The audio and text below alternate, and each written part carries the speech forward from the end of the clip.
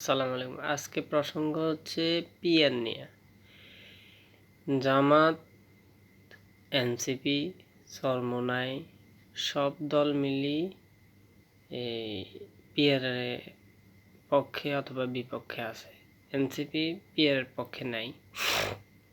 তো ঘটনা হলো সহজ সরল এনসিপি এবং হাত ফাঁকা চরমোনাই, যেটা আওয়ামী লীগের দালালি করছিল গত 15 বছর, সেটারেও এখন রাস্তা নামাই দিয়েছে পিএন নিয়ে কথা বলার জন্য। এখন ওনারা তো আগা জানে না, গোড়া জানে না। একটা ঘটনার আগে তো বুঝতে হবে পিয়ারটা কি। পিয়ারটা হইলো কি, আপনি যদি ভোট দেন, ধরেন নোয়াখালীতে ভোট দিয়েছেন, এখন নোয়াখালীতে ভোট দিয়েছেন কিন্তু এমপি হয়েছে আরেকজন, তো এটা কি আপনি মানে নেবেন? আপনি ভোট দিয়েছেন একটা কথা জামাতের একজনরে, এখন এখানে জামাতের লোক হয় নাই, হয়েছে অন্য দলের আরেকজন এমপি, এটাকে আপনি মানিয়ে নেবেন? জীবনও মানিয়ে নেবেন না। অথবা এখানে সংখ্যাগরিষ্ঠ নোয়াখালীতে বিএনপির জনপ্রিয়তা বেশি, তো সবাই বিএনপির লোক, যারা তারা বিএনপিতে ভোট দিয়েছে শাহজাহান এমপিরে।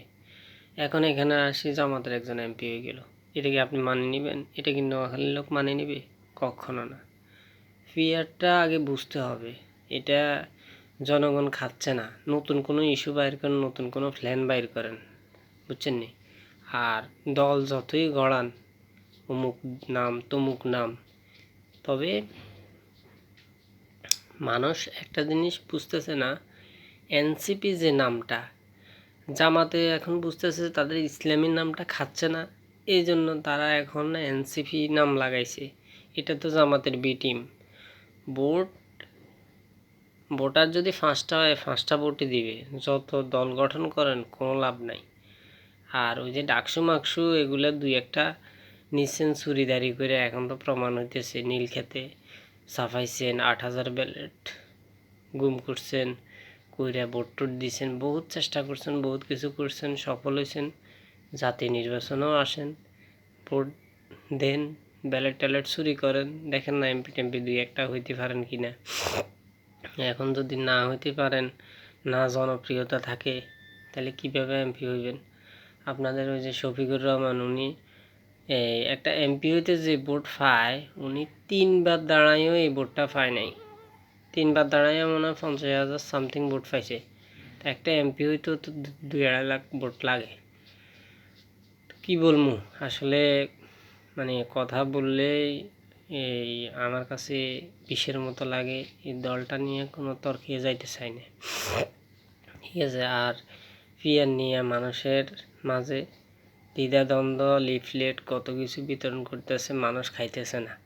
একবার বলে 70% লোক পিয়ারের পক্ষে আছে, এখন জরিপে দেখছি 56% লোক পিয়ার কি এটা জানে না। পিয়ার কি এটা জানে না, এমনি 70% লোকে বলে পিয়ারের পক্ষে আছে।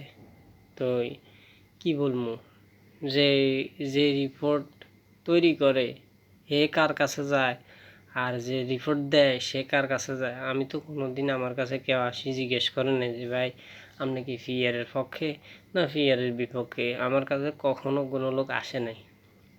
ফেসবুকে পোস্ট করে দেয়, তাদের বট আইডি 20টা শেয়ার করে দেয়, 30টা শেয়ার করে দেয়, এই বট আইডি থেকে কমেন্ট করে দেয়, লাইক দেয়, এগুলো আস্তে আস্তে ভাইরাল করে।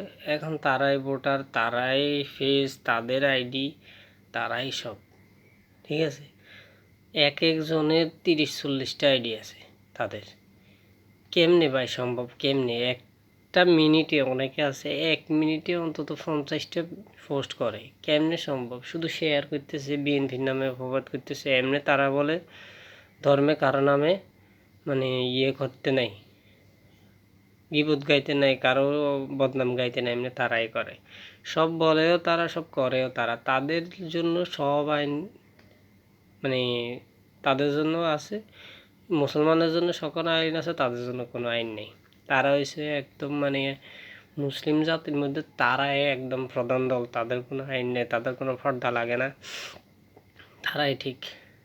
তো জাতির কাছে প্রশ্ন, পিআর নেওয়ার কথা না বলে আমরা জাতীয় ইলেকশনের দিকে তাকাই, কিভাবে কি করা যায়, সুন্দরভাবে একটা নির্বাচন হোক, এটাই আমরা চাই। ধন্যবাদ।